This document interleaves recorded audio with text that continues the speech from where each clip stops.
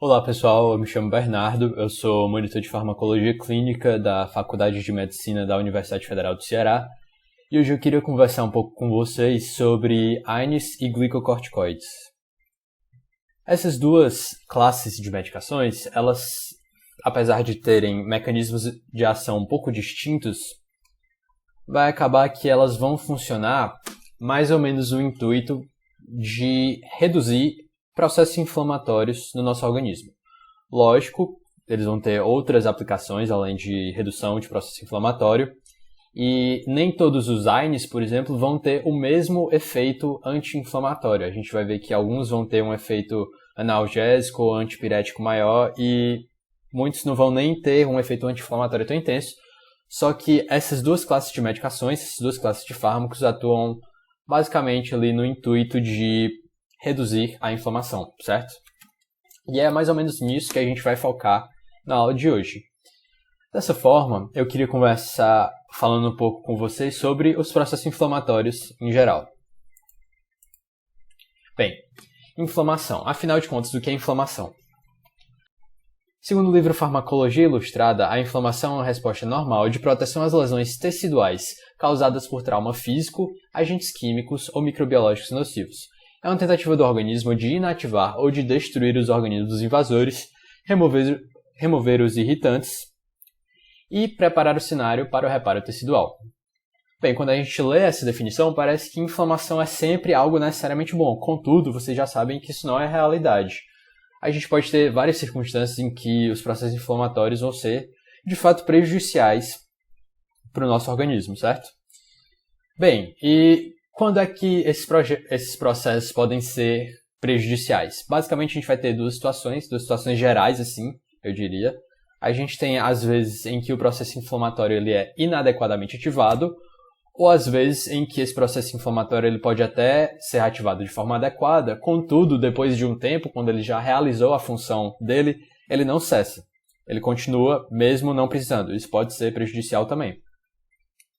Pensando nisso, eu resolvi trazer um exemplo aqui pra gente estudar, certo? Artrite reumatoide. Bem, vocês já conhecem a artrite reumatoide, provavelmente. E o que é que acontece na artrite reumatoide? A gente vai ter um processo inflamatório bem relevante ali nas nossas articulações, certo?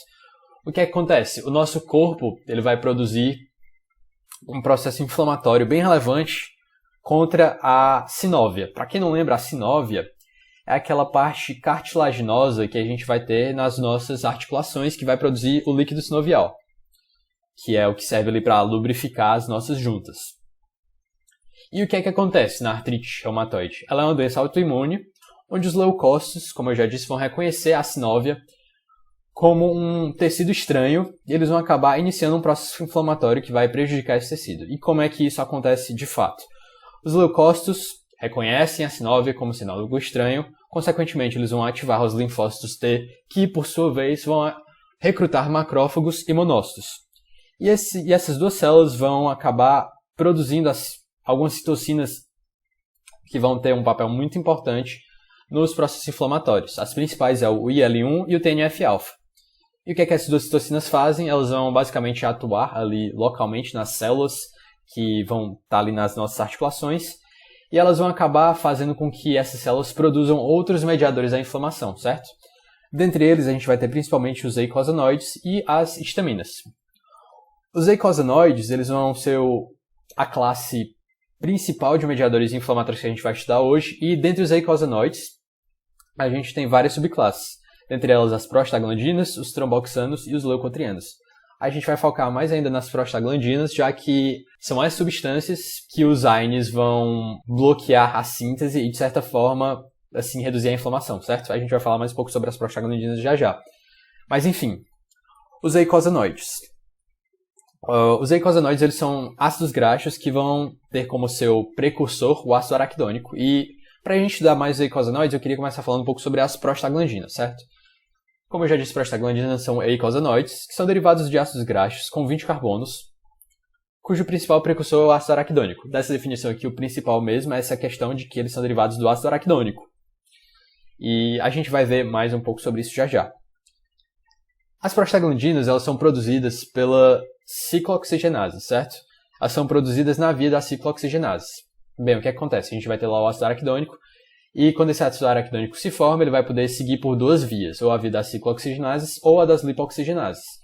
Se ele seguir a das lipoxigenases, a gente vai ter a formação de leucotrienos, que a gente estuda mais quando a gente está vendo asma, por exemplo, e quando ele passa pela via das ciclooxigenases, ele pode formar tanto os tromboxanos ou as prostaglandinas. Bem, é o seguinte, a gente tem duas isoformas principais da COX, a COX-1 e a COX-2. A COX-1, ciclooxigenase 1, ela vai existir ali de forma constitutiva, ou seja, ela vai meio que estar sempre ativada e ela vai estar sempre produzindo as prostaglandinas, só que as prostaglandinas não vão necessariamente atuar no sentido de causar inflamação. Como assim? Bem, o muco gástrico, por exemplo, ele contém prostaglandinas que são essenciais para a proteção da parede gástrica ali. Tanto quando a gente utiliza alguns AINES, a gente pode ter o bloqueio da formação dessas prostaglandinas, que vão estar lá no estômago, e aí a gente pode acabar sofrendo com úlceras gástricas. E a gente também tem a COX-2, que é mais ativada quando a gente tem algum processo inflamatório de fato, que seja realmente relevante, acontecendo no nosso corpo, certo? Bem, só falando um pouco com vocês aqui, mais ou menos como é que ocorre a síntese das prostaglandinas. A gente vai ter um estímulo, que pode ser um trauma, por exemplo. Depois desse trauma, a gente vai ter distúrbio nas membranas celulares. E esses distúrbios, depois que eles ocorrem, o que é que acontece? A gente tem essa enzima aqui, ó, a fosfolipase. A fosfolipase, ela está presente lá na membrana das nossas células e ela pega os fosfolipídios da nossa membrana celular e a partir deles ela produz ácido araquidônico. Essa enzima fosfolipase, para ser mais específico, a fosfolipase A2, ela vai sofrer a ação dos glicocorticoides. E o que os glicocorticoides fazem é essencialmente bloquear essa enzima, sendo assim a gente não tem a formação de ácido araquidônico. Como a gente não tem a formação de ácido araquidônico, a gente não tem a formação de mais nada daqui para baixo, ou seja, a gente não tem a formação nem de leucotrieno, nem de prostaglandina, nem de tromboxano, consequentemente a gente vai ter uma redução dos processos inflamatórios que estão ocorrendo no nosso organismo. Continuando aqui, quando a gente tem, vamos supor que o glicocorticoide não atuou, certo? A gente produziu o ácido araquidônico normal. O ácido araquidônico ele pode passar por duas vias, a via das lipoxigenases e a via das ciclooxigenases. Os AINES eles atuam aqui na via das ciclooxigenases, bloqueando essa enzima. Pode bloquear tanto a COX-1 quanto a COX-2 e a seletividade de cada AINE para cada uma dessas enzimas a gente vai estudar já já. Bem, as ciclooxigenases elas vão produzir as prostaglandinas e os tromboxanos. A função de cada uma das substâncias nos diferentes tecidos do organismo pode ser variada. Por exemplo, nas plaquetas, os tromboxanos eles são responsáveis pela agregação plaquetária. No tecido endotelial, os tromboxanos são responsáveis pelo processo de constrição dos vasos, certo? Já as prostaglandinas, por exemplo, são responsáveis pelo processo de aumento da permeabilidade vascular e vasodilatação. Isso é só para ilustrar que tipos de efeitos diferentes as substâncias podem ter, certo? Nem sempre elas vão ter os mesmos efeitos em todas as células do corpo. Continuando aqui, agora eu queria falar um pouco mais especificamente sobre os AINES, e a gente vai entender os AINES basicamente a partir do protótipo do grupo, que é o ácido acetilsalicílico. Continuando aqui. O ácido acetilsalicílico, como eu já mencionei, ele é o protótipo do grupo dos AINES, e ele é o único inibidor irreversível da ciclooxigenase. Qual ciclooxigenase? Pode ser tanto a COX-1 quanto a COX-2, a depender da concentração desse medicamento que a gente está usando, certo? Se a gente estiver usando em doses mais baixas, ele vai ser um bloqueador mais para a COX-1. Só que se a gente estiver usando doses mais altas, ele vai bloquear tanto a COX-1 quanto a COX-2. E eu ressaltei aqui que ele é um inibidor irreversível. Irreversível em oposição ao quê, por exemplo? Ele é reversível em oposição a todos os outros AINES, que são inibidores reversíveis das ciclooxigenases. E o próprio ácido acetilsalicílico, ele não tem um efeito anti-inflamatório tão relevante quando ele está em dosagens mais baixas, certo? Só em dosagens mais altas ele vai ter um efeito anti-inflamatório mais importante. Tanto que atualmente a gente nem utiliza tanto o ácido acetilsalicílico para combater a inflamação. a gente utiliza mais quando a gente quer prevenir eventos cardiovasculares, como infartos, etc. E uma pessoa que tem o histórico dessa doença, certo? Ou seja, ele é essencialmente um antiagregante plaquetário. A gente atualmente utiliza mais ele com esse intuito do que como um anti-inflamatório, justamente pelo fato de que a gente tem AINES que são anti-inflamatórios muito mais eficientes do que o próprio ácido acetilsalicílico. O mecanismo de ação do AAS é essencialmente a acetilação da COX e, sendo assim, depois que ele faz isso, ele vai bloquear irreversivelmente essa enzima. Os efeitos dos AINES são três principais. A gente vai ter ação anti-inflamatória, uma ação analgésica e uma ação antipirética. Nem todos os AINES eles são igualmente eficazes em todas esses efeitos deles. Como eu já disse, o próprio ácido acetilsalicílico ele não tem uma ação anti-inflamatória tão forte. O paracetamol também, por exemplo, ele não é um anti-inflamatório tão forte, mas ele tem uma ação analgésica boa e uma ação antipirética boa também. Continuando aqui. Só comentando um pouco mais a fundo sobre as ações de cada um desses AINES, como é que elas ocorrem.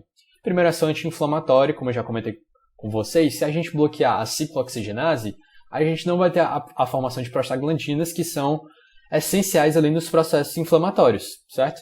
Dessa forma, a gente consegue reduzir de forma bastante importante a inflamação. Por isso que a gente utiliza muitos deles como anti-inflamatórios. A gente pode usar praticamente todos eles, só que a gente tem os preferidos. Ação analgésica, como é que ocorre? Bem, a prostaglandina, para ser mais específico, a prostaglandina E2, o que é que ela faz? Ela vai potencializar o efeito de outros mediadores nas terminações nervosas, mediadores esses que vão causar dor. Que mediadores são esses? Principalmente a bradicinina e a histamina vão atuar lá nas terminações nervosas, causando dor. Contudo, a prostaglandina chega lá e potencializa a ação dessas duas substâncias. Quando a gente bloqueia a COX e bloqueia a formação de prostaglandinas, consequentemente a gente tem menos dor. Como a COX-2 está mais associada a processos inflamatórios relevantes, a processos inflamatórios importantes, se a gente bloquear a COX-2, a gente tem um efeito analgésico mais potente. E a gente vai ver também que existem medicamentos que são bloqueadores específicos para COX-2. E a ação antipirética, como é que ela ocorre? Bem, o que é que a prostaglandina 2 faz? Ela vai basicamente lá no nosso hipotálamo, e lá nesse nosso hipotálamo a gente tem um termorregulador hipotalâmico, certo? Que define a temperatura, entre aspas, normal do nosso corpo. E o que é que a prostaglandina faz? Ela vai pegar essa temperatura normal e vai aumentar, entendeu? Tipo, o nosso corpo vai pensar que a gente está na temperatura normal, só que de fato a gente está com febre, a gente está em uma temperatura mais alta do que a gente deveria estar. Ou seja, se a gente bloqueia a formação de prostaglandinas, se a gente bloquear a COX, a gente não vai ter a prostaglandina 2 atuando lá no nosso hipotálamo, consequentemente a gente vai ter uma redução da febre, certo? E outra coisa que eu queria ressaltar é que os AINES, eles não funcionam para reduzir sua temperatura se você não estiver febril. Se você não estiver com febre, o AINE não vai fazer com que sua temperatura diminua mais ainda. Ele só atua realmente se você estiver com febre, aí ele reduz sua temperatura para uma temperatura normal. Agora, a partir dessas ações dos AINES, dá pra gente perceber que a gente tem várias ações terapêuticas úteis para esses medicamentos.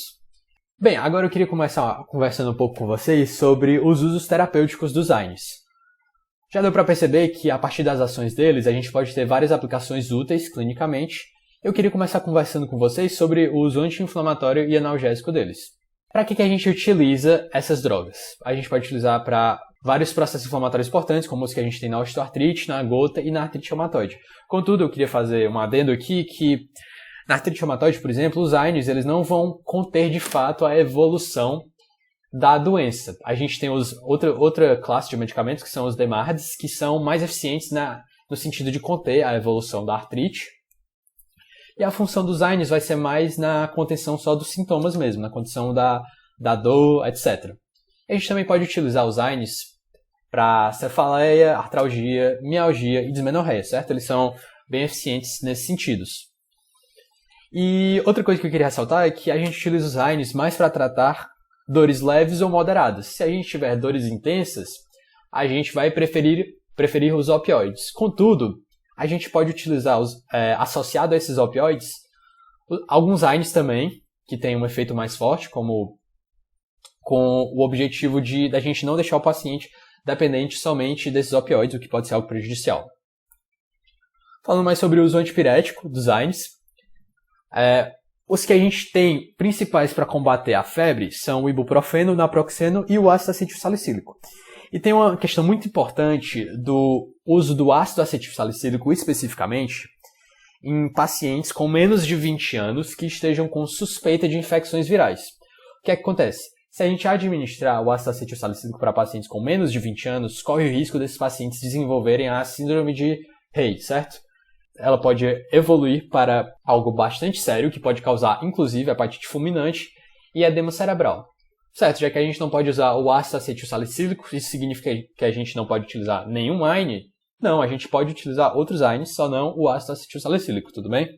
Bem, outros usos terapêuticos dos AINEs são bem importantes, a prevenção de eventos cardiovasculares. E para isso a gente utiliza muito o ácido acetilsalicílico, que, como eu já disse, a gente atualmente utiliza mais como um antiagregante plaquetário do que como um anti-inflamatório realmente. E a gente vai utilizar ele em baixas doses para poder prevenir esses eventos cardiovasculares, certo? Então, como é que acontece? Vocês lembram que eu disse que em baixas doses o ácido acetilsalicílico ele é mais específico para COX-1, né? Certo. O que acontece? Lá nas nossas plaquetas, a COX-1 ela produz tromboxano A2. O tromboxano A2 ele é responsável por vasoconstrição e agregação plaquetária.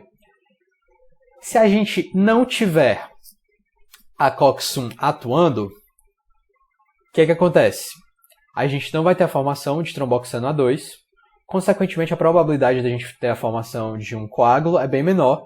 Dessa forma é mais difícil da gente ter um IAM, por exemplo, ou então a gente ter um evento encefálico, né? um AVE, ou então um ataque isquêmico transitório. Tudo bem? Bem, agora falando um pouco sobre a farmacocinética dos AINEs, não tem nada de tão relevante nessa parte, mas é interessante a gente ter uma noção. Começando pelo aqui do ácido acetilsalicílico, ele vai ser rapidamente convertido em salicilato assim que a gente ingere ele, e depois ele vai ser absorvido na parte do nosso intestino delgado, onde o pH é mais alcalino, que vai facilitar a dissolução dos comprimidos. Os salicilatos eles podem atravessar as barreiras hematoencefálica e placentária, eles são metabolizados no fígado em conjugados hidrossolúveis, e eles são eliminados pelos rins. Eles têm uma meia-vida de aproximadamente 3 horas e meia. Em relação aos outros AINEs, a maioria é bem absorvida por via oral, e eles circulam ligados a proteínas plasmáticas, são metabolizados no fígado, e a excreção dos metabólitos ocorre pela urina. Agora, uma parte bastante relevante do nosso estudo sobre os AINEs hoje são os efeitos adversos deles. Começando aqui pelos gastrointestinais, como eu já comentei com vocês, e vocês já devem ter pensado sobre isso, porque o que acontece é o seguinte. Bem, a gente tem uma produção importante de prostaglandinas ali no nosso estômago que vão proteger a nossa parede gástrica, certo? E essas prostaglandinas elas são produzidas pela COX-1. Se a gente bloqueia a COX-1, o que acontece quando a gente toma ácido acetilsalicílico, por exemplo, os ácidos gástricos vão acabar atuando de forma mais importante ali na nossa parede gástrica e pode acabar causando uma erosão ou então alguma patologia ali no nosso estômago. Em relação aos sangramentos, o que acontece? A gente utiliza o ácido acetilsalicílico, por exemplo, como um antiagregante plaquetário. Dessa forma fica mais fácil da gente ter algum sangramento. Associe isso ao fato de que é mais fácil a gente ter a formação de úlceras a partir dessas erosões que a gente vai ter lá no nosso estômago. Bem, a gente associa essas duas coisas e a gente vê que a possibilidade de um sangramento é bem relevante, certo? A gente vai ter também efeitos adversos sobre os rins, e o que acontece no rim é o seguinte. As prostaglandinas E2 e prostaglandina I2, elas meio que garantem um fluxo sanguíneo renal adequado. Se a gente não tem a formação dessas duas substâncias, o que acontece é que acaba que não fica... O fluxo sanguíneo não chega de forma tão eficiente lá no nosso rim, tudo bem? Dessa forma, a gente pode acabar retendo mais água e sódio, por exemplo, que pode acabar aumentando a nossa pressão. E se a gente estiver tomando um antihipertensivo, por exemplo, isso pode acabar prejudicando o processo de tratamento da hipertensão. Em relação aos efeitos que a gente tem sobre o coração, aqui eu queria ressaltar principalmente uma classe específica de medicamentos que são os COX-IBs, que são inibidores específicos da COX-2. Como eu comentei com vocês, a COX-2 é uma enzima que ocorre principalmente quando a gente tem um processo inflamatório relevante. Contudo, ela algumas vezes pode ser constitutiva também. Como assim? Lá no nosso endotélio, a gente vai ter a COX-2 sendo expressa de forma constitutiva. E o que acontece? Essa COX-2 no nosso endotélio vai produzir a prostaciclina. E a prostaciclina ela vai causar antiagregação plaquetária e também vai causar vasodilatação. Em oposição à COX-1, que a gente vai ter nas nossas plaquetas, que vai causar agregação plaquetária, certo? Se a gente bloqueia exclusivamente a COX-2, porque o nosso objetivo inicial seria reduzir mais a dor ou um processo inflamatório mais relevante, o que acontece? A gente para de produzir a prostaciclina que a gente teria sendo produzida no nosso endotélio, e o que acontece? A gente para de ter prostaciclina e fica só com o tromboxano, que é produzida pela COX-1 lá nas plaquetas. Consequentemente, a gente tem mais agregação plaquetária. Se a gente tem mais agregação plaquetária, é mais provável que a gente tenha eventos cardiovasculares, como infarto, como AVE e como ataques isquêmicos transitórios. E por último, com a relação que o uso de AINES vai ter com a asma. Pessoal, é o seguinte, quando a gente bloqueia as COX, o que acontece? Vocês lembram que a gente vai ter duas vias? A gente tem a via da ciclooxigenase e a via da lipoxigenase. Se a gente bloqueia a via da ciclooxigenase, o que acontece? Sobra muito ácido araquidônico para ser processado exclusivamente pela via das lipoxigenases. E o que a via das lipoxigenases produzem? Elas produzem leucotrienos. E o que os leucotrienos podem fazer? Eles podem acabar causando uma asma mais forte, certo? É basicamente isso. Os leucotrienos são muito importantes na fisiopatologia da asma. Agora que a gente já comentou basicamente sobre o ácido acetilsalicílico e sobre o geral dos AINES, eu queria conversar um pouco com vocês sobre a classificação dos AINES a partir da seletividade deles, certo? Os mais seletivos para COX-1 são a aspirina em baixas doses, como eu disse, a aspirina que a gente vai utilizar, aspirina ácido acetilsalicílico, que a gente vai utilizar ali como um antiagregante plaquetário. A gente também tem a indometacina e o cetrolaco. Os não seletivos que a gente vai ter são a aspirina em doses mais altas, o piroxicam, o diclofenaco e o ibuprofeno. Os mais seletivos para COX-2 são o meloxicam e a nimesulida. E os altamente seletivos para COX-2, os que a gente vai ter são os coxibes. Dentre eles, o principal é o celecoxib, certo? E uma coisa muito importante que eu já comentei até sobre a questão dos coxibes é que eles vão ter esse efeito adverso cardiovascular muito importante. Eles tornam a probabilidade de a gente ter eventos cardiovasculares maior, certo? Bem, agora eu queria falar um pouco mais especificamente sobre algumas classes específicas. Primeiramente, o celecoxib. Como eu já comentei, ele é um inibidor mais seletivo e reversível para COX-2. A gente utiliza ele para artrite reumatoide, osteoartrite e dor. Os efeitos adversos dele são cefaleia, dispepsia, diarreia, dor abdominal. E como eu comentei, o mais importante de tudo realmente é essa questão cardiovascular do celecoxib, certo? E com a questão do celecoxib contra os outros AINES, o que é que a gente vai ter de diferente no celecoxib que vai fazer com que a gente prefira o celecoxib? É porque ele vai atuar mais na COX-2. Consequentemente, a gente pode acabar fazendo com que a gente tenha menos efeitos adversos associados ao bloqueio da COX-1. Que efeitos adversos poderiam ser esses? A gente tem o efeito adverso de quando a gente bloqueia a COX-1, a gente pode ter um processo importante de danos ali na parede gástrica, como eu comentei anteriormente. Já falando sobre o paracetamol ele é um fármaco um pouco diferente dos outros AINES, certo? Ele causa a inibição da síntese de prostaglandinas no sistema nervoso central. Consequentemente, a gente não vai ter ele atuando muito no resto do nosso corpo, certo? Se a gente não tem ele atuando muito no resto do nosso corpo, ele não vai ser um anti-inflamatório tão bom. Dessa forma, a gente utiliza mais ele quando em caso de cefaleia, etc. Quais são os usos terapêuticos dele? Quando a gente tem a necessidade de analgesia ou antipirese. E justamente pelo fato dele não ter efeitos sistêmicos tão importantes, a gente acaba não tendo efeitos adversos gastrointestinais, certo? Pelo menos em comparação com outros AINES como a aspirina. E justamente também pelo fato de ele não ter um efeito sistêmico tão importante, a gente pode utilizar ele em pacientes onde a gente não quer ter um tempo de sangramento aumentado.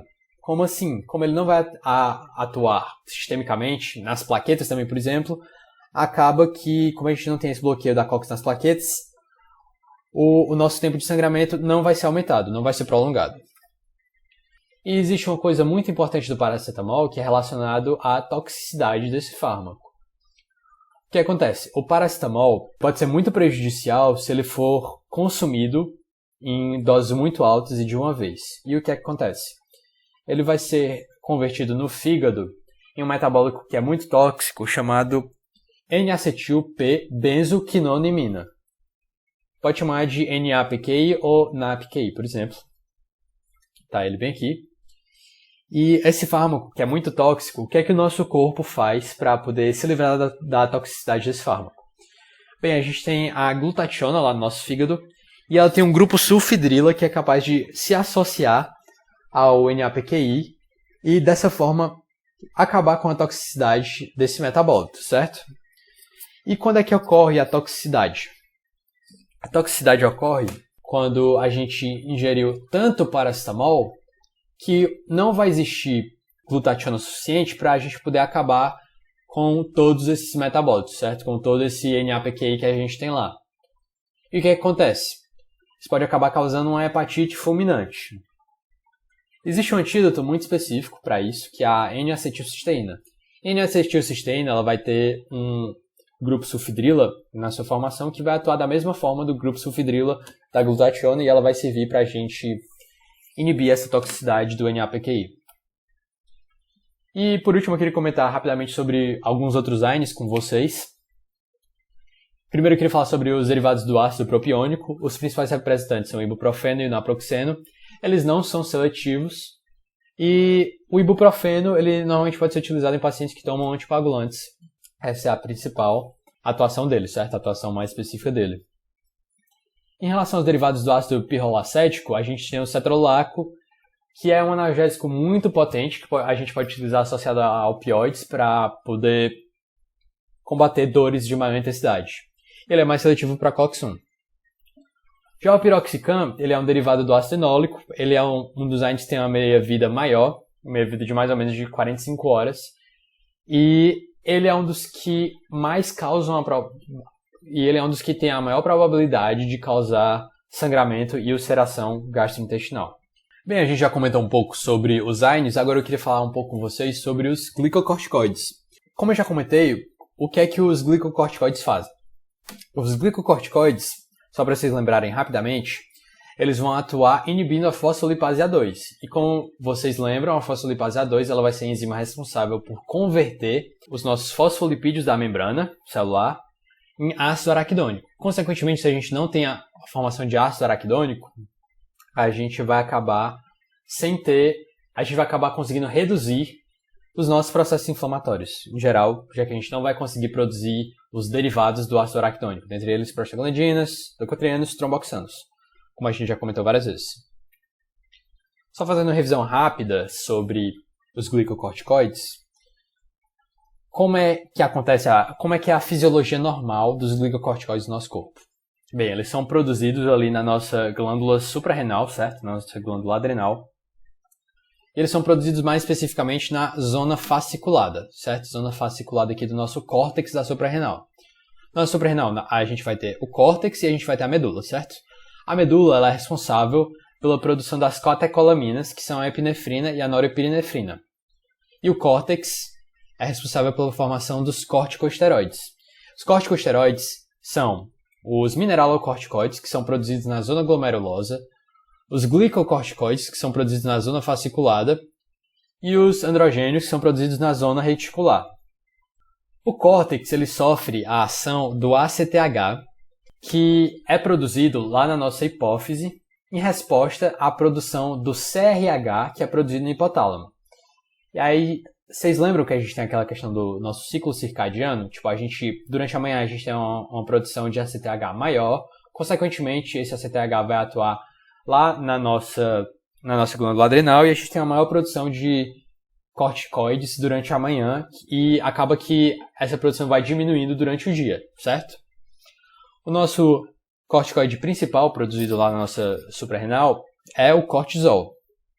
Bem, agora que a gente já revisou aqui rapidamente a questão da nossa glândula adrenal, da nossa glândula suprarrenal, e como é que ocorre essencialmente a questão da influência do ACTH na nossa glândula e na produção de corticoides, eu queria conversar um pouco com vocês sobre os efeitos fisiológicos dos glicocorticoides.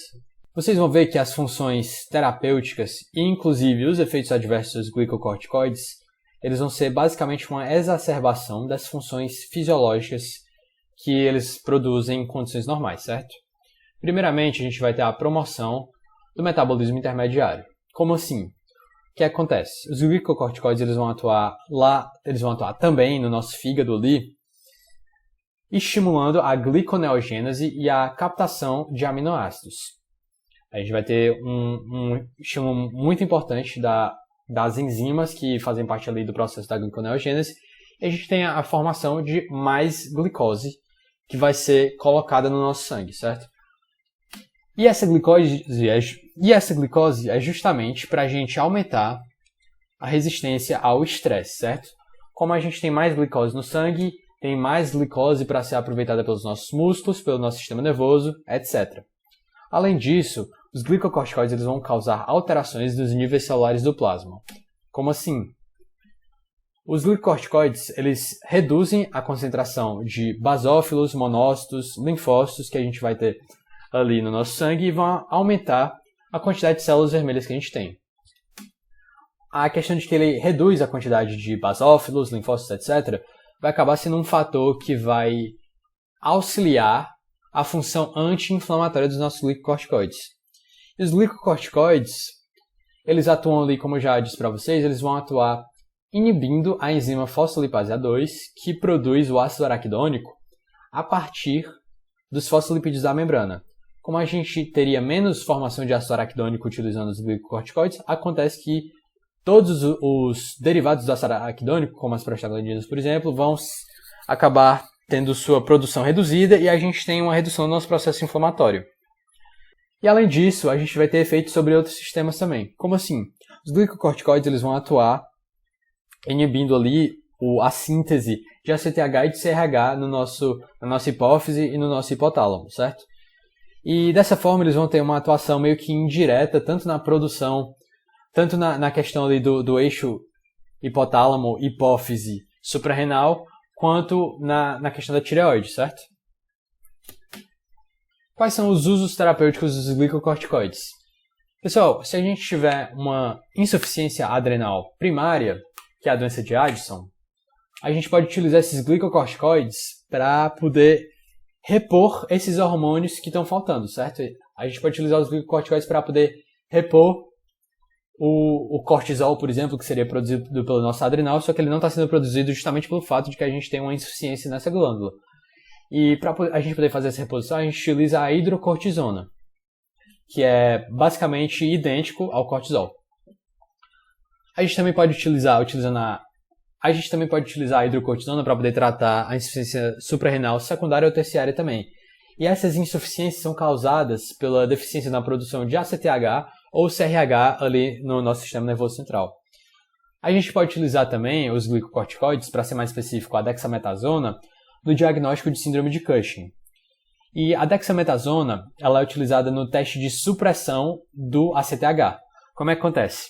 A gente vai administrar dexametasona no nosso paciente e se o paciente não tiver síndrome de Cushing, o que acontece? Essa dexametasona vai suprimir o ACTH.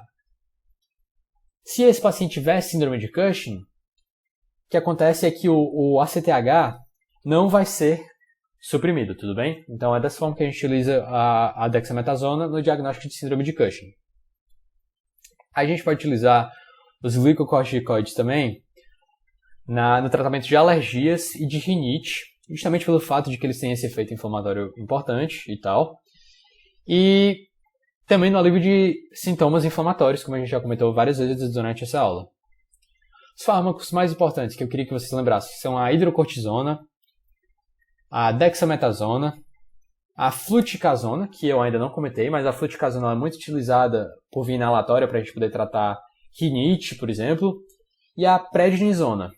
A prednisona é o corticoide que a gente vai preferir em gestantes, por exemplo. Em relação à farmacocinética dos glicocorticoides, eles podem ser administrados tanto por via oral, tanto intravenosa, intramuscular, tópica e até inalatória. Todos os glicocorticoides, eles podem causar supressão do eixo hipotálamo, hipófise e adrenal, inclusive os glicocorticoides tópicos. Às vezes é comum que muitos pacientes não entendam que uma pomada que eles estão passando, por exemplo, possa causar uma supressão ali no nosso eixo hipotálamo, hipófise e adrenal. Contudo, isso é relevante e isso pode de fato acontecer. Eles são transportados por proteínas plasmáticas e a maior parte deles é transportada pela albumina. A metabolização deles ocorre lá no fígado, eles vão ser glicuronizados e vão ser excretados pelos rins. Bem, pessoal, por último, eu queria conversar um pouco sobre os efeitos adversos dos glicocorticoides com vocês. Como eu já comentei anteriormente, os efeitos adversos dessa classe de medicamentos vai ser basicamente uma exacerbação dos efeitos fisiológicos normais dos glicocorticoides. E o primeiro que eu queria começar conversando é a questão do retardo do crescimento em crianças. O que acontece? Os glicocorticoides eles atuam no intestino no sentido de inibir a absorção de cálcio. Além disso, a gente tem a inibição dos osteoblastos quando a gente utiliza muitos glicocorticoides. Dessa forma, a gente acaba não tendo uma criação significativa de matriz óssea e essas crianças que tomam muitos glicocorticoides não conseguem crescer. Se a gente associar essas mesmas questões da inibição da absorção intestinal de cálcio e a inibição dos osteoblastos, só que se a gente pensar isso em pacientes adultos, onde a gente vai ter um processo de destruição de matriz óssea mais significativo, o que a gente pode acabar tendo é a osteoporose. Além disso, os glicocorticoides podem causar glaucoma e distribuição centrípeta da gordura corporal. Inclusive, eu queria aproveitar para falar agora sobre o Cushing. A síndrome de Cushing acontece quando a gente tem uma quantidade muito grande de corticoides no nosso organismo. Pode ser tanto por produção endógena, caso a gente tenha um adenoma secretor de ACTH, por exemplo, ou então pode ocorrer também se a gente tomar corticoides exógenos, utilizando pomadas, etc. Qual vai ser a aparência de um paciente com Cushing? A gente tem um paciente que vai ter muita gordura abdominal e gordura nessa região aqui do dorso, que a gente vai chamar de giba de búfalo, e essa gordura aparece de forma muito rápida, de forma a criar estrias nesse paciente, certo? São estrias ativas que chamam de estrias violáceas, por causa da cor. Além disso, nos pacientes cushingoides, a gente tem também face de lua cheia, que é uma face bem arredondada, esse tipo de coisa. Além disso, justamente pelo fato da gente ter uma certa alteração das células, alteração da quantidade de células no nosso sangue, o que a gente pode ter? A gente pode ter um aumento do risco de infecções, já que os glicocorticoides eles reduzem a quantidade de leucócitos que a gente vai ter no nosso sangue.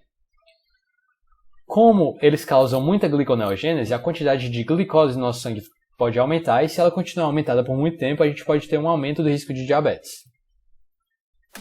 Os glicocorticoides podem causar também um aumento do apetite, e isso não necessariamente é um efeito adverso. A gente pode utilizar também esse efeito dos glicocorticoides em pacientes que estão em quimioterapia, por exemplo, onde a quimioterapia acaba causando uma perda de apetite nesses pacientes e a gente pode acabar usando os glicocorticoides para aumentar esse apetite nesses pacientes de quimioterapia. Os glicocorticoides podem causar distúrbios emocionais, hipopotassemia, eles podem causar hipertensão e também edema periférico. Pessoal, é basicamente isso o que eu tinha para falar hoje. Lógico que não tem como eu esgotar todo o tema só em uma aula. Contudo, eu espero que isso tenha ajudado vocês. E é isso. Essas aqui foram minhas referências. Muito obrigado.